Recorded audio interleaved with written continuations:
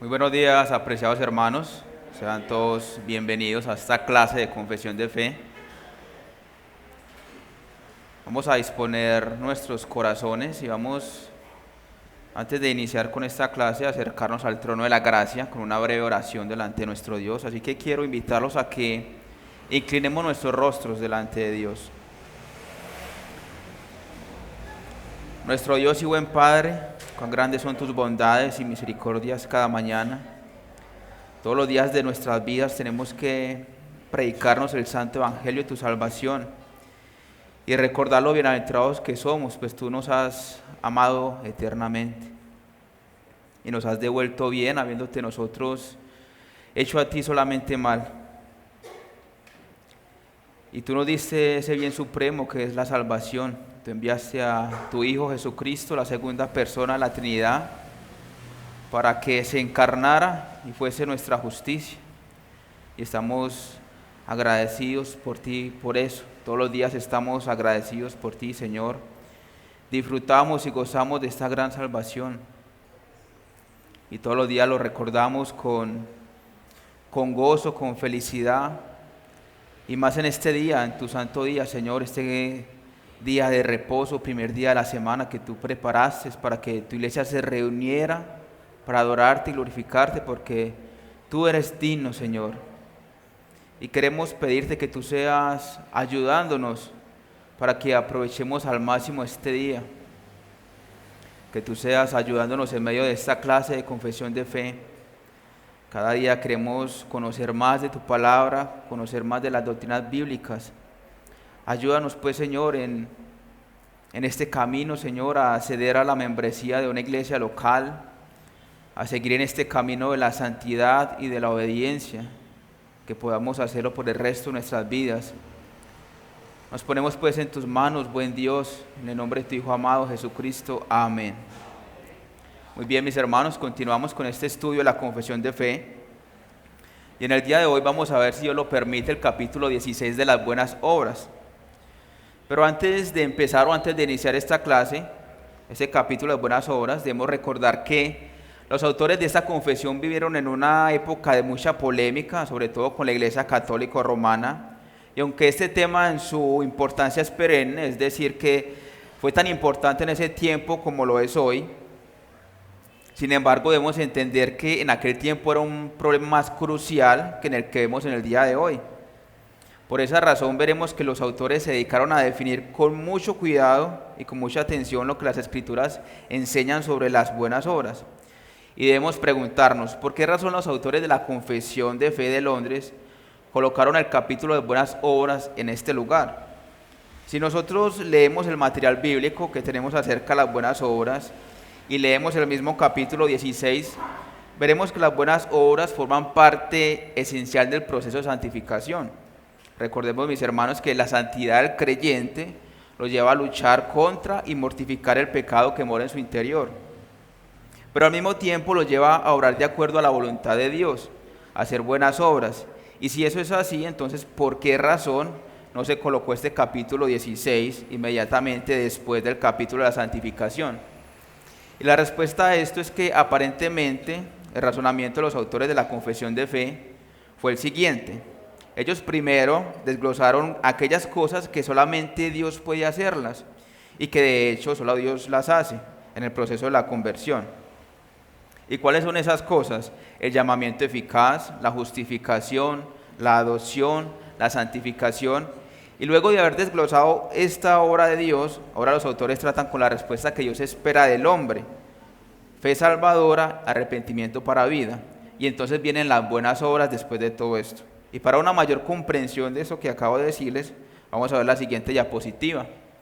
En esta diapositiva vemos que en el capítulo 10, 11, 12 y 13 tenemos el llamado eficaz, la justificación, la adopción y santificación. Y vemos que esto es una acción divina en favor a su pueblo. Esto recordemos cuando estábamos viendo la doctrina de la santificación. Esto es un acto de Dios. Es Dios quien hace estas cosas. Es Dios quien llama, es Dios quien justifica, es Dios quien adopta y es Dios quien santifica. Y el hombre, en respuesta a esto que Dios hace, responde con fe y arrepentimiento. Que eso lo vimos en el capítulo 14 y en el capítulo 15. Y como fruto de todas estas cosas, de la acción divina, que teológicamente se conoce como monergismo, y de la respuesta del hombre, que se conoce como sinergismo, tenemos como fruto las buenas obras. Y el pastor reformado Jeffrey Smith lo expresa de la siguiente manera: las buenas obras son el fruto de un llamamiento eficaz, justificación, adopción y santificación, y proceden de la verdadera fe en Cristo y del arrepentimiento del pecado.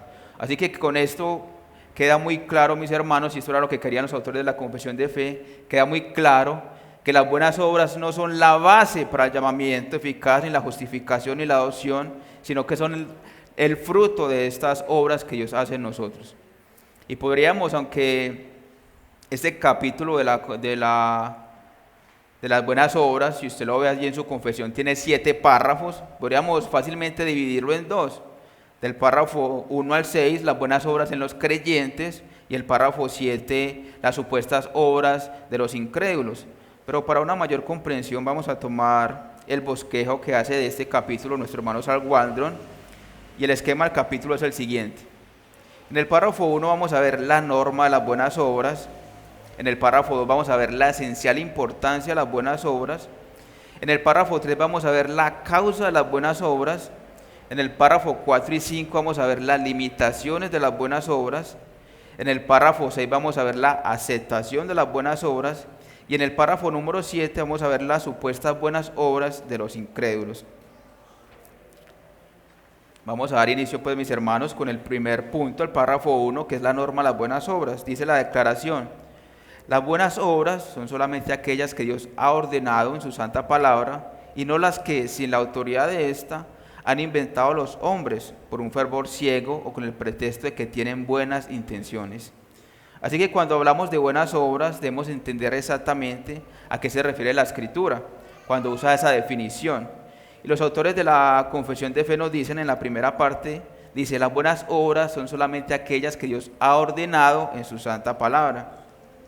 Y es interesante notar que lo que hace la confesión de fe aquí, en vez de darnos una definición de lo que son las buenas obras, o en vez de proveernos una lista humana de tales obras, señala más bien un principio o una norma infalible para conocer lo que una buena obra es.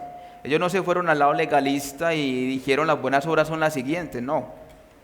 Ellos se fueron al principio bíblico y nos dieron una norma, una regla infalible para que podamos determinar cuáles son las buenas obras.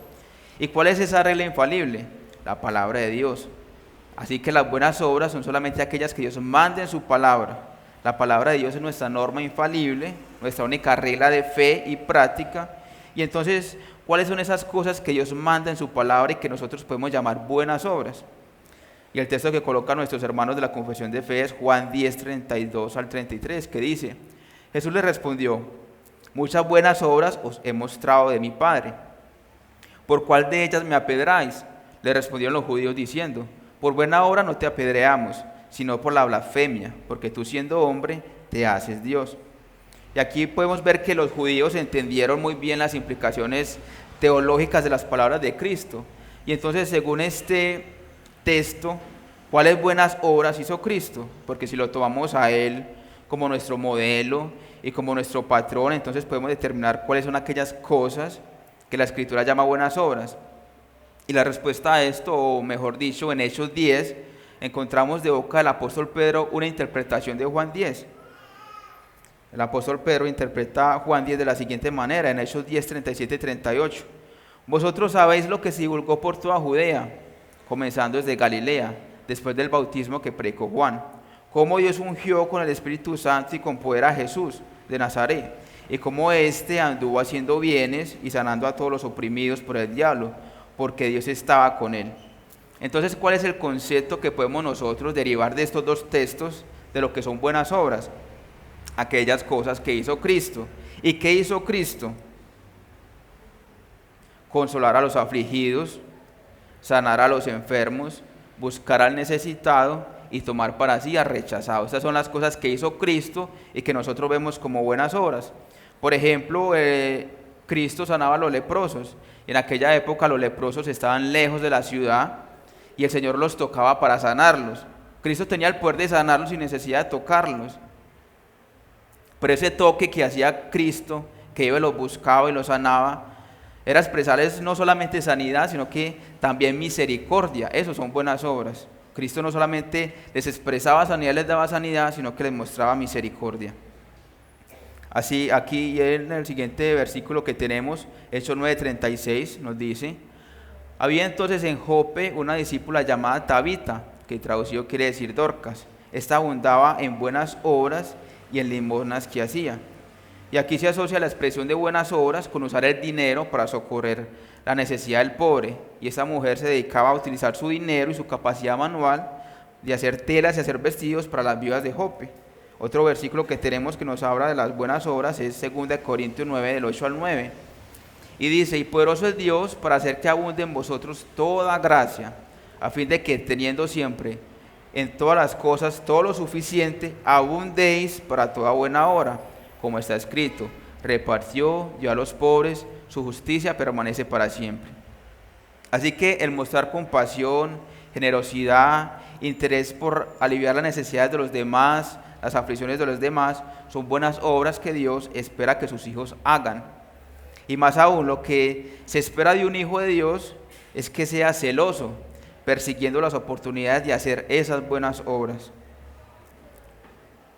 Y la implicación de 2 Corintios 9 es que cuando Dios bendice a un creyente materialmente es para que éste abunde en buenas obras.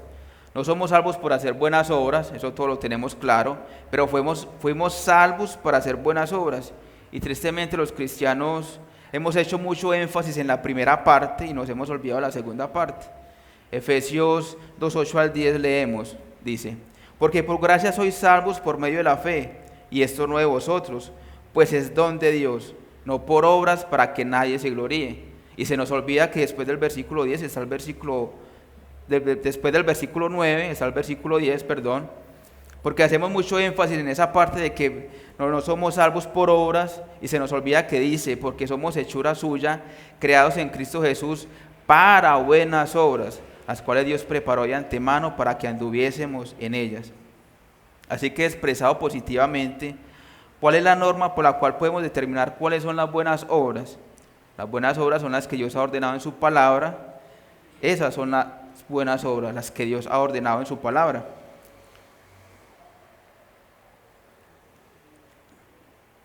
Y la confesión continúa diciendo cuáles no son las buenas obras.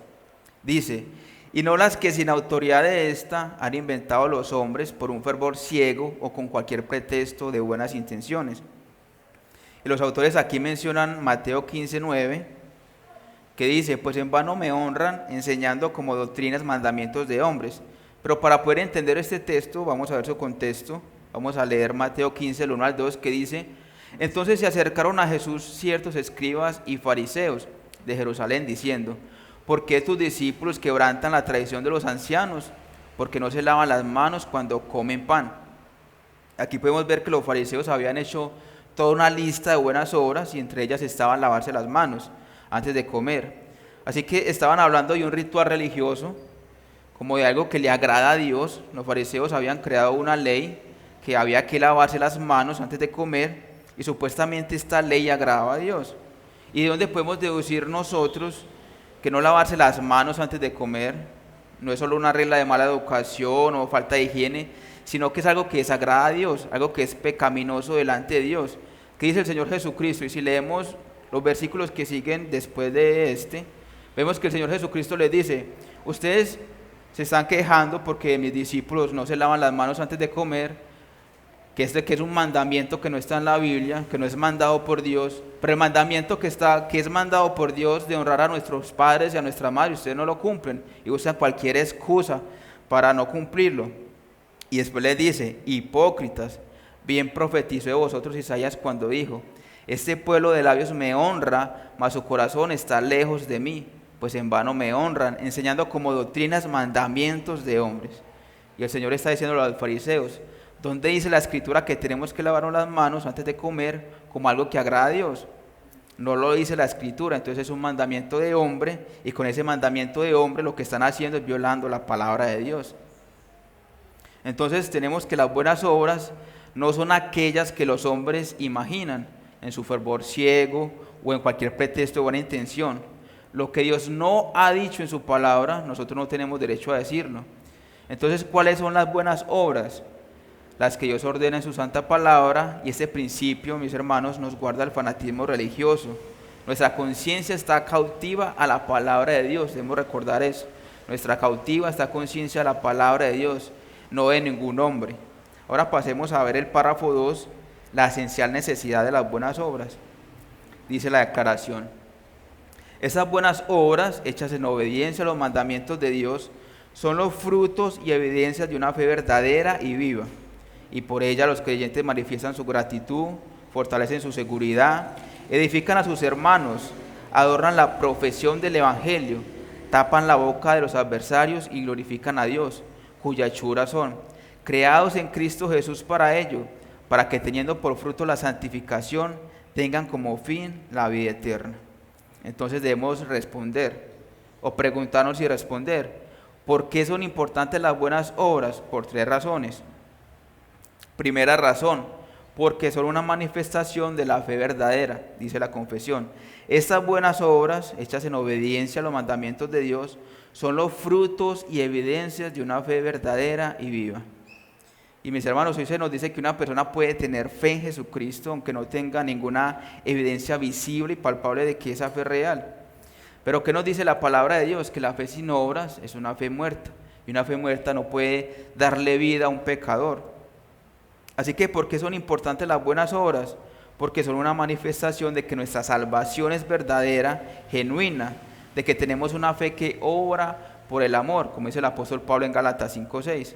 Leemos: porque en Cristo Jesús ni la circuncisión vale algo, ni la incircuncisión, sino la fe que obra por el amor. Así que una fe que no obra por el amor es una fe que no es verdadera. Así que en primer lugar, las buenas obras son importantes porque son una manifestación de la fe verdadera. Las buenas obras nos recuerdan que, o nos hacen segura que esa fe que nosotros tenemos es verdadera. Y cuando hacemos buenas obras, esto tiene consecuencias buenas sobre nuestras vidas. Y los autores de la confesión de fe nos dan 6 resultados de las buenas obras, dice la confesión de fe. Por ella los creyentes manifiestan su gratitud, fortalecen su seguridad, edifican a sus hermanos, adornan la profesión del Evangelio, tapan la boca a los adversarios y glorifican a Dios. Y en primer lugar vamos a ver, manifiestan su gratitud. Y ellos nos dicen aquí que a través de las buenas obras, en primer lugar, los creyentes manifiestan gratitud a Dios. Y eso es lo que llamamos una obediencia evangélica a la ley. Nosotros no estamos obedeciendo la ley simplemente porque tenemos temor al castigo de Dios. No, nosotros hemos sido salvados sin las obras de la ley, así que hemos sido justificados por la fe de Cristo Jesús y hemos sido adoptados como hijos. Y en gratitud a eso es que nosotros hacemos buena obra. Ahora que somos hijos, queremos agradar a nuestro Padre Celestial y por eso hacemos buenas obras. Y por medio de ellas demostramos que estamos agradecidos con Dios por los privilegios que Él nos ha dado. También tenemos allí, mis hermanos, el segundo resultado, que es fortalecen su seguridad. Fortalecen su seguridad.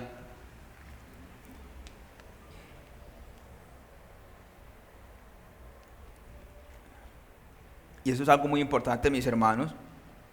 Las buenas obras fortalecen la seguridad de salvación del cristiano. Y una cosa es la perseverancia de los santos y otra es la doctrina de la seguridad de la salvación. ¿Qué enseña la doctrina de la perseverancia de los santos? Enseña que una vez salvos o siempre santos, como decimos nosotros, que la salvación nunca se pierde, que está en manos de Dios Todopoderoso. Pero la doctrina de la seguridad de la salvación lo que enseña es que un creyente puede alcanzar aquí en la tierra esa certeza, donde él dice: yo sé que soy cristiano y yo sé que soy salvo. Él está seguro de eso. El apóstol Pablo lo expresa en 2 Timoteo 1:2 de la siguiente manera: por lo cual asimismo padezco esto, pero no me avergüenzo, porque yo sé a quién he creído y estoy seguro que es poderoso para guardar mi depósito para aquel día. Así que esa certeza que el apóstol Pablo expresa aquí, todo creyente puede alcanzarla. Pero hay creyentes que viven su vida dudando de su salvación, que no tienen certeza de su salvación, son verdaderos cristianos y cuando mueran van a ir al cielo, porque la seguridad de salvación no es esencial para la salvación, misma, pero hay verdaderos cristianos que dudan en un momento de su salvación, y más aún hay cristianos que pasan toda su vida entera dudando.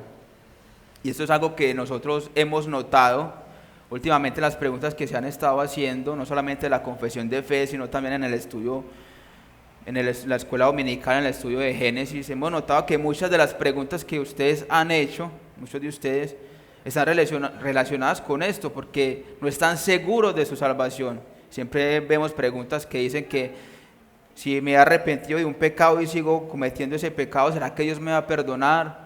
O llevo una vida de pecado y no he podido con esta lucha, ¿será que Dios me va a perdonar? ¿Puedo estar seguro de mi salvación cuando todavía practico ciertos pecados? Mis hermanos, la Biblia nos dice que nosotros podemos estar seguros de nuestra salvación. ¿Por qué podemos estar seguros de nuestra salvación? Porque nuestra salvación nos la ha dado Cristo. No depende de nosotros mismos, depende de Cristo. Cristo es quien nos ha guardado y Cristo es quien nos ha salvado. Así que las buenas obras en esto de darnos certezas de salvación es muy buena. Así que todo verdadero cristiano debe procurar alcanzar ese estado de seguridad de salvación, y en eso las buenas obras ocupan un lugar esencial. Cuando el cristiano aminora su andar en buenas obras, su egoísmo empieza a tomar lugar entonces, y a medida que el egoísmo toma lugar en su vida, en esa misma medida comienzan las dudas. Vamos a ver otro más de los resultados. Dice: edifican a sus hermanos, adornan la profesión del evangelio. Y mis hermanos, qué edificante es ver un cristiano haciendo buenas obras de misericordia, cómo nos alienta eso. Y dice: adornan la profesión del evangelio. Mateo 5:16 dice: así alumbre vuestra luz delante de los hombres, para que vean vuestras buenas obras y glorifiquen a vuestro Padre que está en los cielos. Y el otro de los resultados es: tapan la boca de los adversarios. Cuando los impíos ven a la iglesia haciendo buenas obras, eso les tapa la boca. Dice el apóstol Pablo en 1 de Pedro 1:12, manteniendo buena vuestra manera de vivir entre los gentiles, para que en lo que murmuran de vosotros, como de malhechores, glorifiquen a Dios en el día de la visitación, al considerar vuestras buenas obras. Así que estos son los resultados de las buenas obras, mis hermanos. Ahora otro de los resultados, el tercer resultado, es por el papel que juegan en la vida cristiana. Dice la confesión en su última parte, en el párrafo 3, cuya hechura son creados en Cristo Jesús para ello, para que teniendo por fruto la santificación, tengan como fin la vida eterna. Y aquí prácticamente lo que hicieron nuestros autores de la confesión de fe fue parafrasear el texto de Romanos 6 que dice, Romanos 6:22, mas ahora que habéis sido libertados del pecado y hechos siervos de Dios, tenéis por vuestro fruto la santificación y como fin la vida eterna. Así que las buenas obras ocupan o juegan un lugar esencial en la vida cristiana y por eso son tan esenciales. Pasemos ahora a ver el párrafo 3, la causa de las buenas obras. Dice la confesión: la capacidad que tienen los creyentes para hacer buenas obras no es de ellos mismos en ninguna manera, sino completamente del Espíritu de Cristo. Y para que ellos puedan tener esta capacidad, además de las virtudes que ya han recibido, necesitan una influencia real del mismo Espíritu Santo para obrar en ellos, tanto el querer como el hacer por su buena voluntad. Sin embargo, no deben volverse negligentes por ello, como si no estuviesen obligados a cumplir deber alguno, aparte de un impulso especial del Espíritu, sino que deben ser diligentes en avivar la gracia de Dios que está en ellos. Y vamos a ver primero la causa declarada. ¿Qué es lo que causa en el creyente que haga buenas obras? La confesión nos dice: la capacidad que tienen los creyentes para hacer buenas obras no es de ellos mismos en ninguna manera, sino completamente del Espíritu de Cristo. Entonces, ¿cuál es la causa eficiente que lleva al cristiano a hacer buenas obras? El Espíritu Santo. Filipenses 2:13 nos dice: porque Dios es el que en vosotros produce así el querer como el hacer por su buena voluntad. Y Efesios 2:10 dice: porque somos hechura suya, creados en Cristo Jesús para buenas obras, las cuales Dios preparó de antemano para que anduviésemos en ellas. Así que, mis hermanos, es Dios quien nos mueve a hacer buenas obras, es quien nos capacita para hacer buenas obras. Por tanto, mis hermanos, ¿qué lección práctica podemos derivar de esto? que no hay ninguna razón para sentirnos orgullosos. Cuando hacemos una buena obra, fue Dios quien preparó la buena obra, fue Dios quien nos movió a hacerla, fue Dios quien nos capacitó para hacerla. Y notemos lo que el Señor enseña en Mateo 5:16 que ya leímos, somos nosotros los que obramos y es Dios quien es glorificado. Aquí no hay nada por qué gloriarse. Dios preparó la obra, nos movió, nos capacitó, así que toda la gloria es para Dios. Juan 15, 4 al 5. Dice, permaneced en mí y yo en vosotros.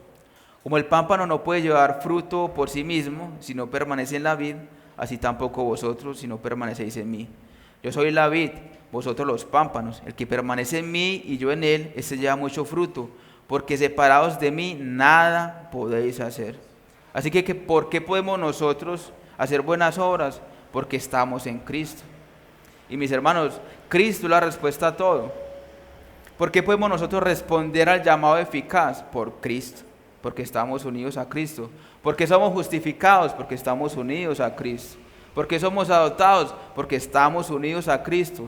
¿Por qué respondemos con arrepentimiento y fe? Porque estamos unidos a Cristo. ¿Por qué damos buen fruto? Porque estamos unidos a Cristo. Y Él dice, separados de mí, nada podéis hacer. Ahora vamos a ver la causa cualificada. Y esos autores fueron muy sabios al colocar esto aquí, porque algunos pueden decir, bueno, si Dios es quien prepara la buena obra, es Dios quien mueve, quien califica, esperemos a que Dios nos mueva. Y hasta que no sintamos ese impulso irresistible, poderoso del Espíritu Santo, nos quedaremos en la casa tranquilos, esperando a que Dios nos mueva. No, mis hermanos. Dice la confesión de fe, sin embargo no deben volverse negligentes en ello, como si no estuviesen obligados a cumplir deber alguno, aparte de un impulso especial del Espíritu, sino que deben ser diligentes en avivar la gracia de Dios que está en ellos. Mis hermanos, Dios es soberano, pero el hombre es responsable, y eso es lo que hacen las doctrinas de la gracia, colocan ambas cosas en un balance perfecto. Es Dios quien mueve y es el hombre quien tiene la responsabilidad de hacer. Por eso no nos podemos justificar, mis hermanos, para ser negligentes, sino que debemos ser diligentes en avivar la gracia de Dios que está en nosotros. Y eso es lo que le dice el apóstol Pablo a Timoteo en 2 Timoteo 1:6, dice, por lo cual te aconsejo que avives el fuego del don de Dios que está en ti, por la imposición de mis manos.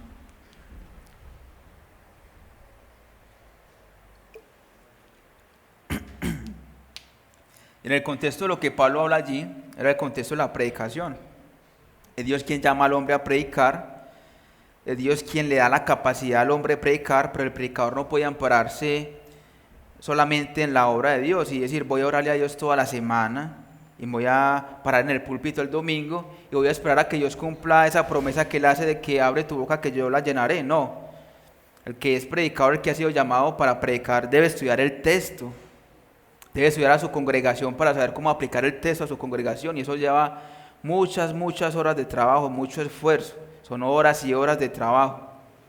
Eso no es simplemente pararse aquí y esperar a improvisar, ¿no? Eso conlleva muchas horas de trabajo, mucho estudio y así mismo es con la santificación y las buenas obras. Debemos esforzarnos al máximo, mis hermanos, aún en medio de nuestra debilidad, aún en nuestra imperfección, debemos esforzarnos al máximo. ¿Por qué? Porque Dios nos ha capacitado para ello. Hebreos 6 del 9 al 12 dice, pero en cuanto a vosotros, oh amados, estamos persuadidos de cosas mejores y que pertenecen a la salvación, aunque hablamos así. Y el contexto, mis hermanos, de la epístola a los Hebreos, estos son judíos cristianos que estaban siendo perseguidos por sus hermanos judíos, y sus hermanos judíos les estaban diciendo, pero ustedes, ¿qué les pasa? ¿Se han vuelto locos? ¿Cómo van a dejar la creencia judía, la ceremonia, los rituales por ir detrás de Cristo? ¿Qué van a obtener de eso? Y entonces el autor de la epístola a los Hebreos les dice a estos judíos cristianos, y esta epístola a los Hebreos es para que ellos perseveren en la fe en Cristo. Lo que hace el autor de esta epístola es algo maravilloso, impresionante, porque lo que hace él es mostrarles que Cristo es superior a las ceremonias, que Cristo es superior a los rituales, que Cristo es superior a Abraham, que Cristo es superior a Moisés, que Cristo es superior a los profetas, que Cristo es superior a los ángeles, para que ellos puedan perseverar en la fe. Pero de esos judíos cristianos habían unos que estaban volviendo atrás, que estaban volviendo a los rituales, que estaban volviendo a las ceremonias. Entonces aquí es donde el autor de la epístola les dice: pero en cuanto a vosotros, oh amados, judíos cristianos, verdaderos cristianos, estamos persuadidos de cosas mejores y que pertenecen a la salvación, aunque hablamos así. Porque Dios no es injusto para olvidar vuestra obra y el trabajo y amor que habéis mostrado hacia su nombre, habiendo servido a los santos y sirviéndoles aún. Pero deseamos que cada uno de vosotros muestre la misma solicitud hasta el fin, para plena certeza de la esperanza, o sea, que perseveren, a fin de que no os hagáis perezosos, sino imitadores de aquellos que por la fe y la paciencia heredan las promesas. Ahora, mis hermanos, vamos a ver el párrafo 4 y 5, donde vamos a ver que estas buenas obras tienen ciertas limitaciones. Nos dice el párrafo 4: quienes alcancen la máxima obediencia posible en esta vida quedan tan lejos de llegar a un grado supererogatorio y de hacer más de lo que Dios requiere, que les falta mucho de lo que por deber están obligados a hacer. Así que, mis hermanos, lo que nos dice este párrafo es que las buenas obras nunca podrán exceder nuestro deber hacia Dios. Y la Iglesia Católica Romana enseña que algunos santos del pasado, como Pedro, Pablo y otros, fueron tan y tan santos que ellos acumularon en su cuenta celestial un superávit de santidad. Y lo que hace el Vaticano es administrar este superávit. Y cuando vamos al Vaticano y damos dinero, ellos entonces toman de ese tesoro de los santos y nos dan indulgencias. Es decir, esos santos hicieron tantas cosas que ellos pueden aminorar nuestros años en el purgatorio. Obviamente en el purgatorio de los católicos romanos, porque eso en la Biblia no existe. Pero lo que dicen los autores de la confesión es que el más santo de todos los santos, de los hombres que han habido en este mundo, excepto nuestro Señor Jesucristo, claro está todavía muy, muy lejos de llegar a un grado supererogatorio. Todo lo contrario, está muy, muy lejos de hacer lo que Dios le mandó a hacer. Así que nuestras obras tienen un límite. ¿Cuál es ese límite? Nunca podrán exceder nuestros deberes hacia Dios. Y la base bíblica o el texto que colocan nuestros hermanos es Lucas 17:10. Así también vosotros, cuando hayáis hecho todo lo que os ha sido ordenado, decid: nosotros somos muy santos, somos muy buenos. ¿Sí ve todas las virtudes que hay en mí? No, ¿qué dice el texto? Siervos inútiles somos. Pues lo que debíamos hacer, eso hicimos. Vamos a ver ahora el párrafo 5 que dice: nosotros no podemos, aun por nuestras mejores obras, merecer el perdón del pecado o la vida eterna de la mano de Dios, a causa de la gran desproporción que existe entre nuestras obras y la gloria que ha de venir, y por la distancia infinita que hay entre nosotros y Dios, a quien no podemos beneficiar por dichas obras, ni satisfacer la deuda de nuestros pecados anteriores. Hasta cuando hemos hecho todo lo que podemos, no hemos sino cumplido con nuestro deber, y somos siervos inútiles. Y tanto en cuanto son buenas obras, proceden de su espíritu, y en cuanto son hechas por nosotros, son impuras y están mezcladas con tanta debilidad e imperfección que no pueden soportar la severidad del castigo de Dios. Y aquí lo que nuestros hermanos de la confesión de fe decimos, que nuestras buenas obras, por nuestras buenas obras, no podemos alcanzar ni perdón de nuestros pecados, ni tampoco salvación. Dice: nosotros no podemos por nuestras mejores obras merecer el perdón del pecado o la vida eterna de la mano de Dios.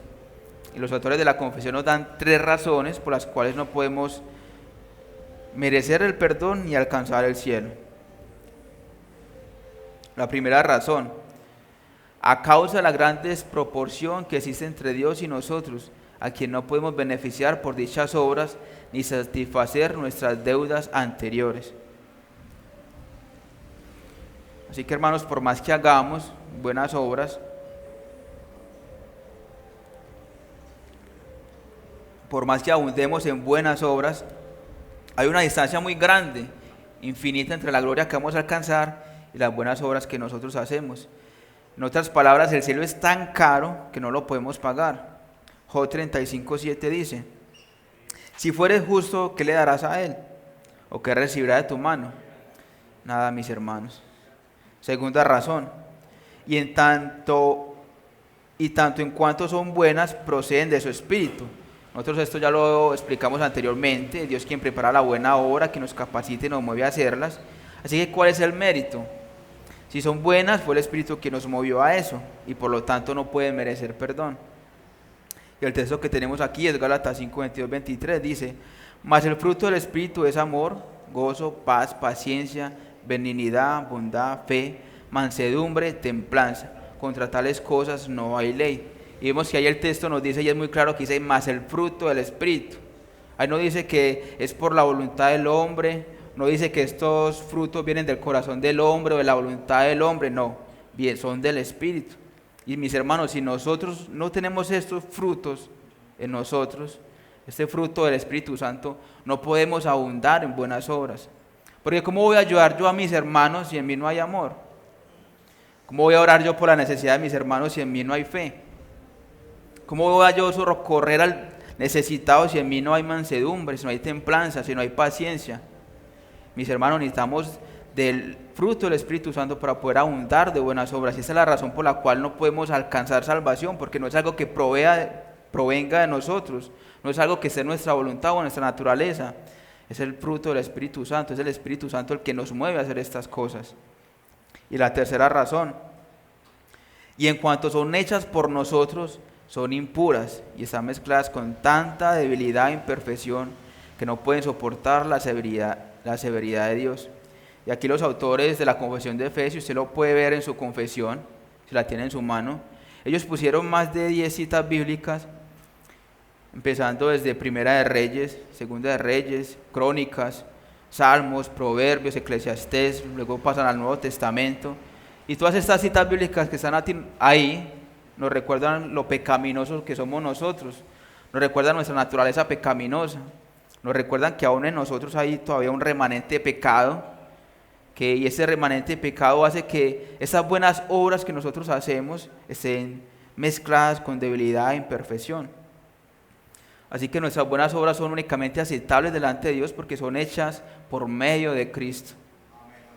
Porque nosotros somos imperfectos y nuestras buenas obras están cargadas de imperfecciones. No pueden merecer perdón y vida eterna. El Salmo 143 dice: y no entres en juicio con tu siervo, porque no se justificará delante de ti ningún ser humano. Y Eclesiastés 7:20 dice: ciertamente no hay hombre justo en la tierra que haga el bien y no peque. Pero mis hermanos, la buena noticia es que Dios acepta nuestras buenas obras. ¿Y cómo es eso? Párrafo 6, la aceptación de las buenas obras.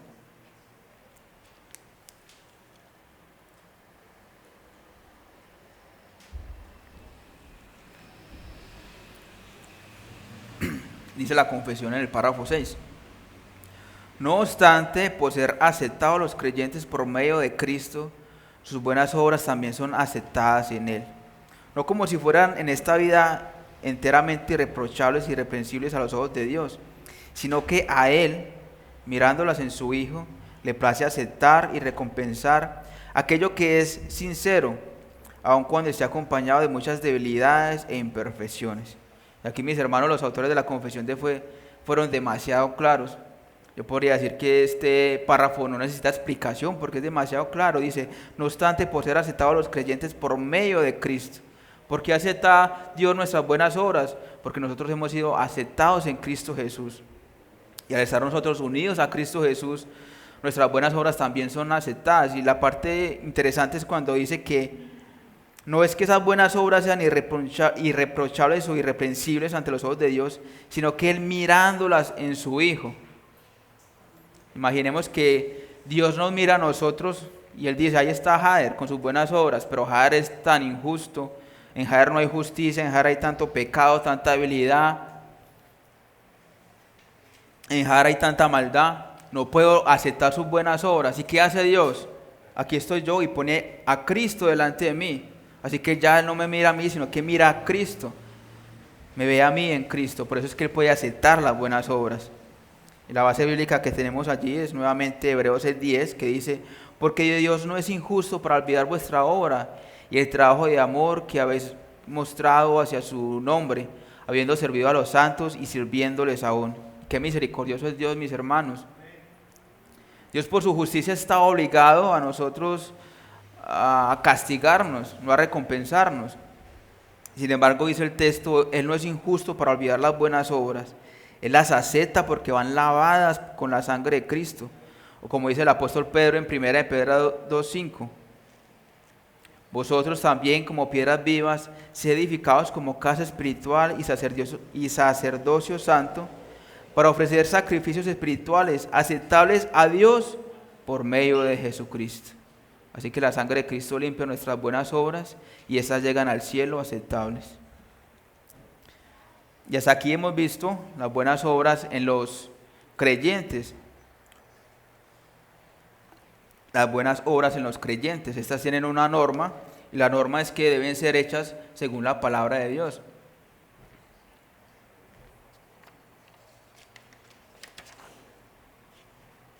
Esas buenas obras son esenciales, son importantes porque nos manifiestan una fe verdadera, porque por sus resultados, esas buenas obras tienen limitaciones.